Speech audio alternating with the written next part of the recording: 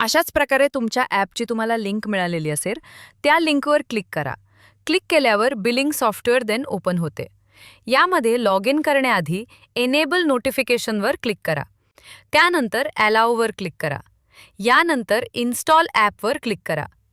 जर इथे इन्स्टॉल ॲपचा पर्याय दिसला नाही, तर वर उजव्या बाजूला असलेल्या 3 डॉट्सवर क्लिक करा आणि त्यानंतर ॲड टू होम स्क्रीनवर क्लिक करून तुम्ही ॲप इन्स्टॉल करू शकता. ॲप इन्स्टॉल झाल्यानंतर त्याची माहिती तुम्हाला नोटिफिकेशन्समध्ये दिसेल. आता लिंकमधून बाहेर या. त्यानंतर इन्स्टॉल झालेल्या ॲपच्या नोटिफिकेशनवर क्लिक करून ॲप ओपन करा. ॲप ओपन केल्यानंतर वर 3 लाईन्स दिसतील. त्यावर क्लिक करा. अपडेट ऑल डेटावर क्लिक करा.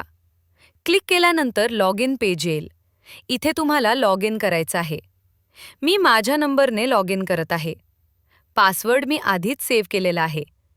जर तुमचं रेजिस्ट्रेशन नसेल तर रेजिस्टर हिअरवर क्लिक करून रेजिस्ट्रेशन करा.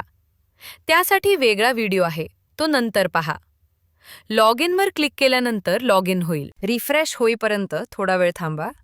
पुन्हा 3 लाईन्सवर क्लिक करून अपडेट ऑल डेटा या पर्यायावर क्लिक करा. जर एखादा बॉक्स दिसला तर तो क्लोज करा. मग पुन्हा एकदा अपडेट ऑल डेटावर क्लिक करा. सगळा डेटा अपडेट झाल्यानंतर ॲपमध्ये एक नोटिफिकेशन येईल, स्टोर्ड सक्सेसफुली. यानंतरच इतर बटनांवर क्लिक करा. आता माझा जुना डेटा रिस्टोअर झालेला आहे, तो तुम्हाला दिसेल. आता बिल कसं बनवायचे ते पाहूयात. बिलमध्ये आयटम इथून जोडायचे असतात. तुम्ही पाहू शकता मी इथे एक आयटम निवडलेला आहे.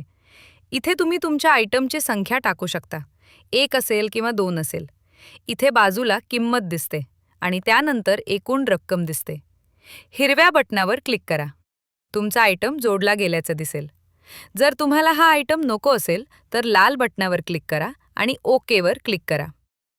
आता मला तो आयटम हवा आहे म्हणून मी तो पुन्हा निवडत आहे.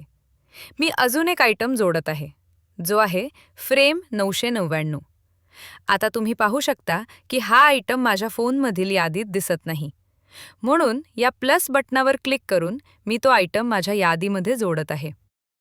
आयटमचे नाव आधीच इथे आलेले आहे, त्यामुळे इथे पुन्हा टाईप करण्याची गरज नाही. इथे खाली त्या आयटमची किंमत टाका. आता ॲड आयटम यावर क्लिक करा.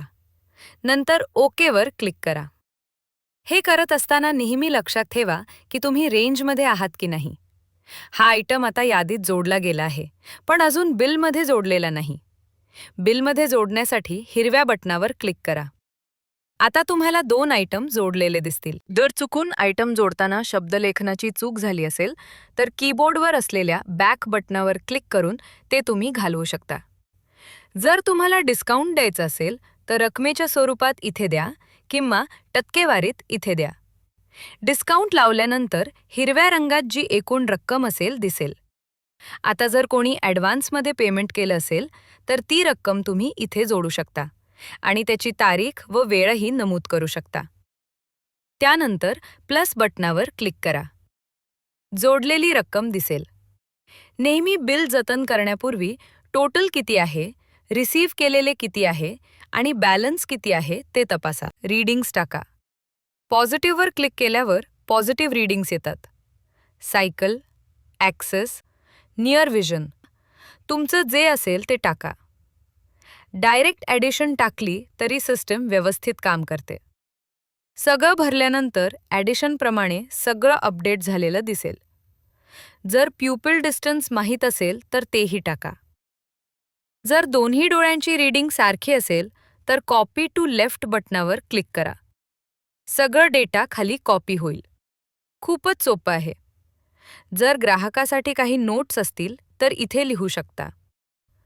डोळे तपासून घ्या दर 6 महिन्यांनी. हर 6 महीने में आंखें चेक करवा लीजिए. सगळं झाल्यावर सेव्ह बटनावर क्लिक करा. सेव्ह केल्यानंतर कस्टमर सिलेक्ट केलेला नसेल तर कस्टमर डिटेल्सवर क्लिक करा. क्लिक केल्यावर कस्टमर लिस्ट लोड होते, हे लक्षात ठेवा. आता मी कस्टमर नेम टाकतो, अब्दुल्ला. फोन नंबर एकाच कुटुंबासाठी सेम असू शकतो, म्हणजे मुलगा, आईवडील सगळ्यांचा नंबर एकच असू शकतो. इतर माहिती हवी असेल तर भरा, नाही भरली तरी चालते. खाली सेव्हवर क्लिक करा. जर हा ग्राहक कुठल्या डॉक्टरांनी पाठवलेला असेल किंवा ओळखीच्या व्यक्तीने पाठवलेला असेल तर ती माहिती इथे सेव्ह करू शकता. नसेल तर काहीही सिलेक्ट करण्याची गरज नाही. खाली स्क्रोल करून पुन्हा एकदा तपासा की सगळं सेव्ह झालं आहे का आणि मग सेव्ह करा. सेव्ह केल्यावर तुम्हाला दिसेल की बिल सेव्ह झालं आहे. ओकेवर क्लिक करा. प्रिंटवर क्लिक केल्यास प्रिंट ऑप्शन येतो. व्हॉट्सॲपवर क्लिक केल्यास थेट ग्राहकाच्या व्हॉट्सॲप चॅटमध्ये जाता. जर ग्राहक व्हॉट्सॲपवर नसेल तर बिल पाठवता येणार नाही. व्हॉट्सॲपवर प्रिंट पाठवायचं असल्यास इमेज स्वरूपात जातं. PDF ची झंझट नाही, कारण बऱ्याच लोकांकडे PDF उघडणारे ॲप नसते. इथून डायरेक्ट इमेज व्हॉट्सॲपवर पाठवता येते. आता हा झाला इथला भाग. आता ज्यांच्याकडे आमचा ऑटो रिप्लाय ॲडव्हर्टाइजमेंट ॲप आहे त्यांच्यासाठी एक मोठा फायदा आहे. या नंबरवरून कॉल आला किंवा आपण कॉल केला 942-533-25644 तर त्या नंबरवरील सगळ्या ग्राहकांची माहिती लगेच दिसते. अजून 21 रुपये शिल्लक आहेत हे लगेच दिसेल. एकाच फोन नंबरवर घरातील तिघांची माहिती सेव्ह करता येते. जर एखादं जुनं बिल पाहायचं असेल तर त्या नंबरवर क्लिक केल्यावर बिल लगेच समोर येतं आणि पूर्ण माहिती मिळते.